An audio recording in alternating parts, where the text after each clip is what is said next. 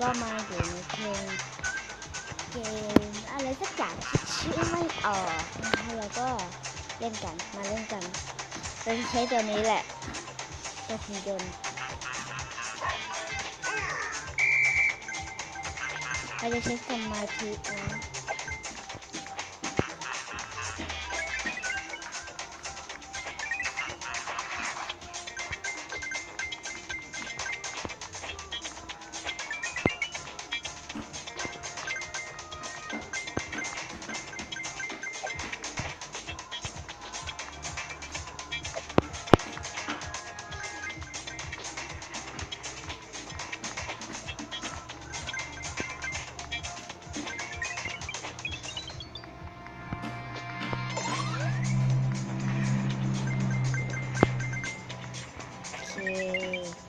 แล้วก็จะมาทุกคนน่าจะเห็นว่ามันจะเป็นอันที่เราลองเล่นไป EP แรกนี่ EP แรกนี่เราเล่น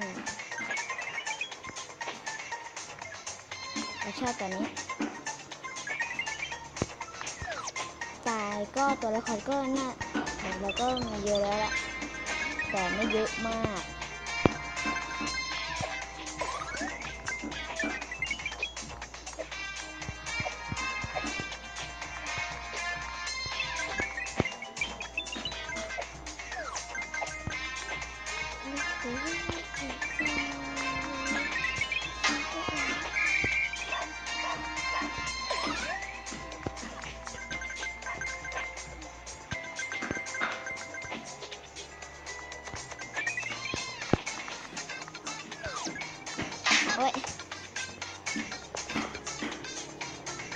เฮ้ยถือว่าเยอะอยู่นะ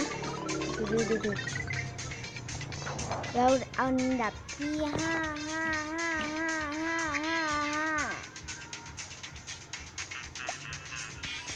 เดี๋ยวจะเอาตัวอื่นแล้วกันเราไม่เท่าไว้ก่อน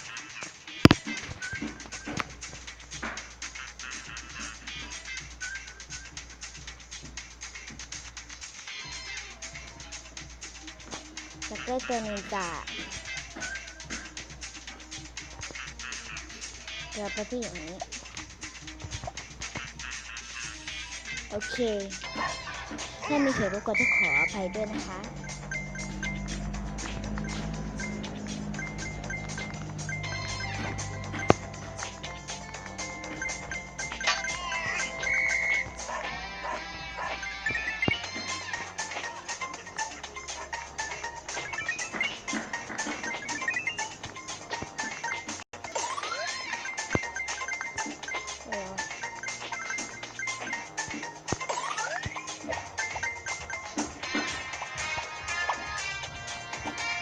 จะหมด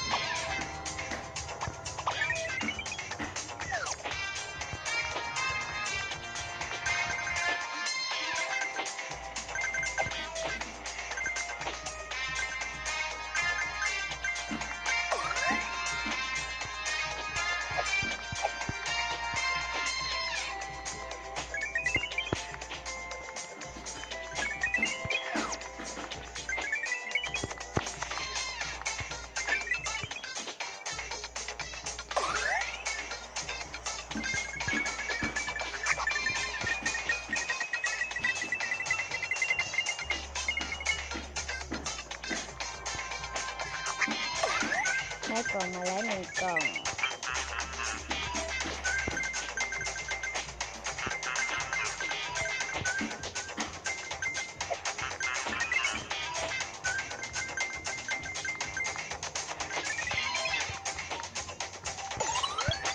อุ๊ยมันโดนขา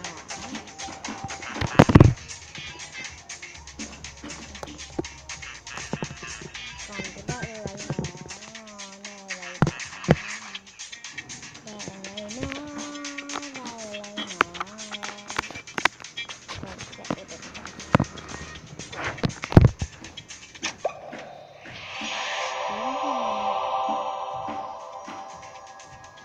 เดี๋ยวขอไปเพิ่มเงินก่อนโอเคเพิ่มเงินไปแล้วก็ได้แค่นี้ไม่มีการเปลี่ยนแปลงอ่ะโอ โอเคเราจะได้2,000นะคะเราจะได้2,000นั่นแหละมันน่าจะเร็วแน่นอนอ่ะ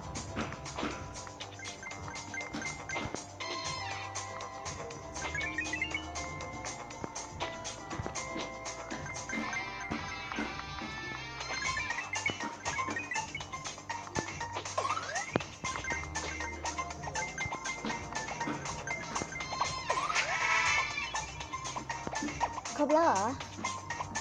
อุ้ยได้แล้ว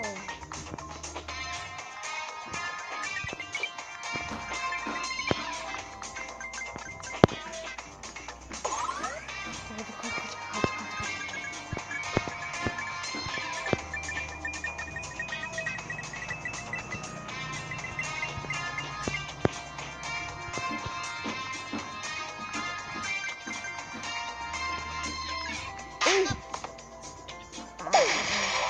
ราจะไม่ยอม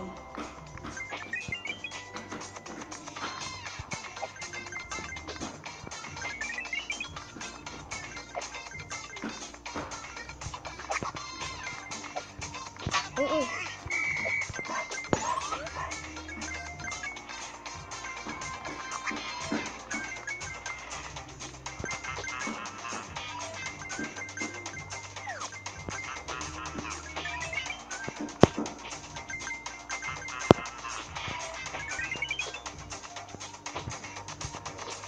โอเคก็ไปเรื่อยๆ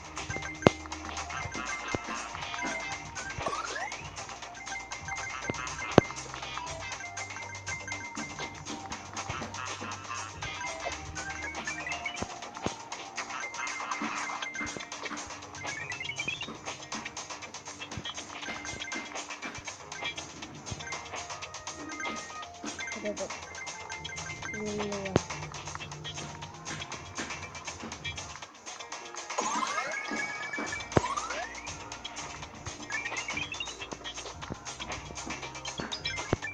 มันก็จะเร็วขึ้นแบบนี้เป็นต้น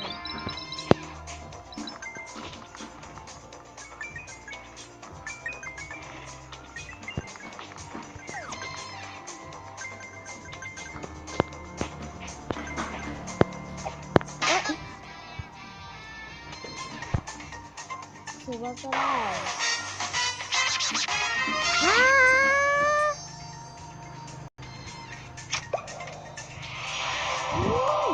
คืออะไรอ่ะ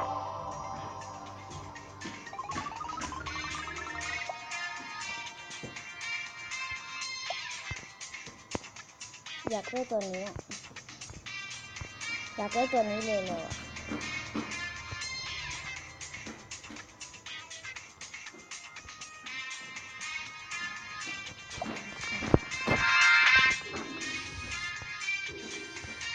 เดี๋ยว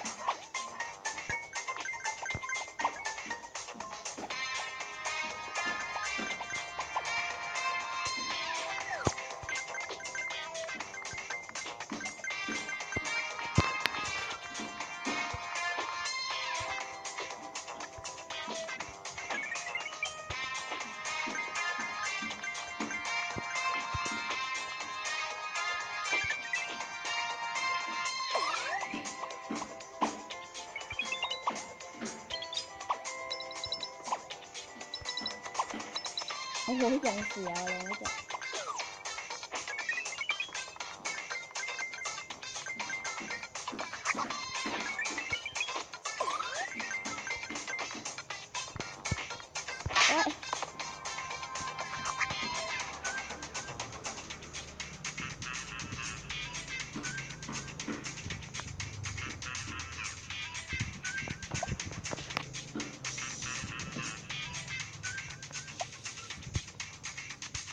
เอ๊ะ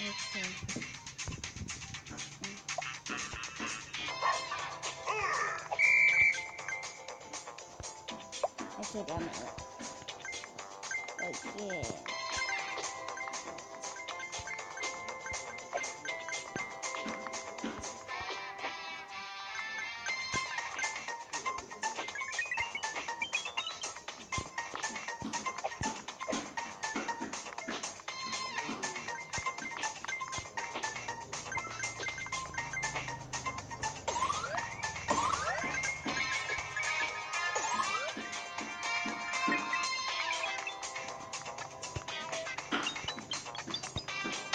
อุ้ย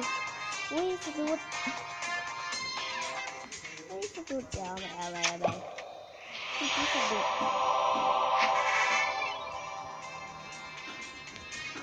เดี๋ยวขอไปเอาเงินแป๊บไปเลยครับ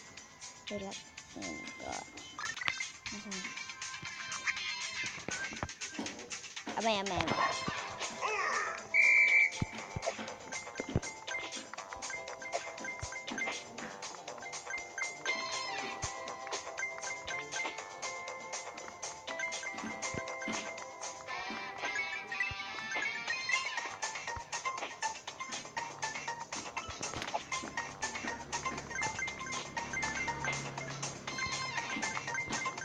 ได้กล่องมาอีกแล้วน่าจะโชคดีอันลัคกี้บ็อกไม่ใช่ในไหนครับ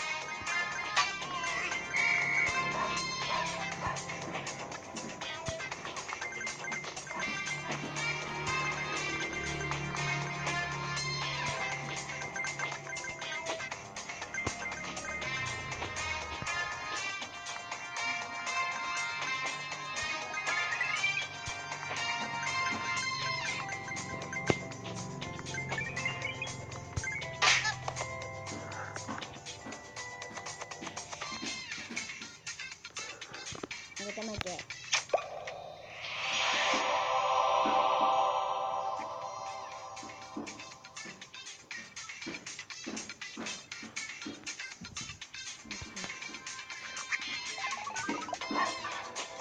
อุ้ยเอา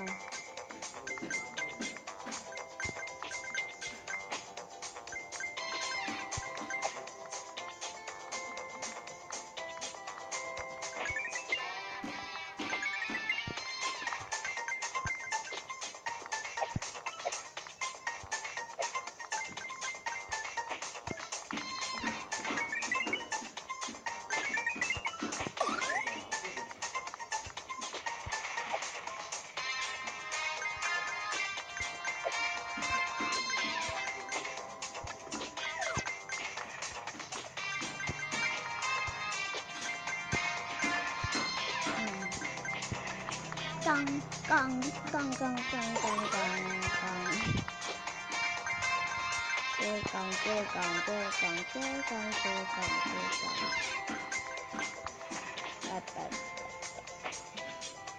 ไปเล่นอันนี้เป็นตาสุดท้ายแล้วกัน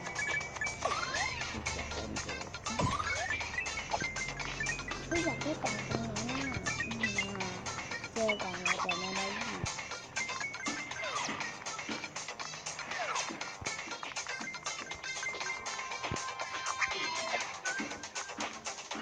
ว้าวเนี่ยชอบตรงนี้มาก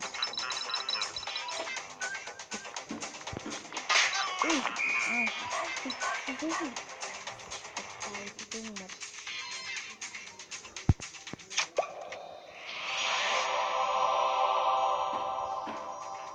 เดี๋ยวเขาไปดู